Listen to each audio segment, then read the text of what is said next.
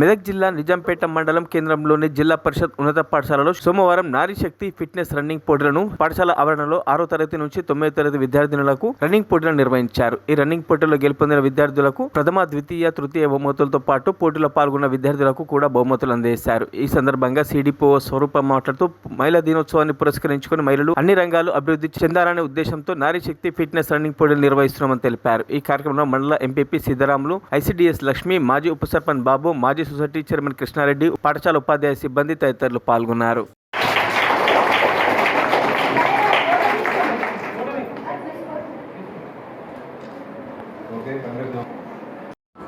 నేను CDPO Ramanpet, ICDS project Ramanpet. నా పేరు స్వరూప.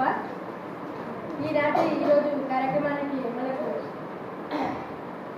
నారీ యువశక్తి రన్ ఫిట్కి మార్చ్ 9th మనకు గవర్నమెంట్ ఆఫ్ ఇండియా నుంచి మనకు ఉమెన్స్ డే ప్రోగ్రామ్ సందర్భంగా మనకు ఈ రన్ ఫిట్ గురించి, నారీ శక్తి గురించి మనకు మండలానికి మనకు ఈ రన్ ఫిట్ గురించి జెడ్పీహెచ్ఎస్ హై స్కూల్ నిజాంపేటలో కండక్ట్ చేయడం జరిగింది. మరిన్ని అప్డేట్స్ కోసం మా ఛానల్ని సబ్స్క్రైబ్ చేయండి.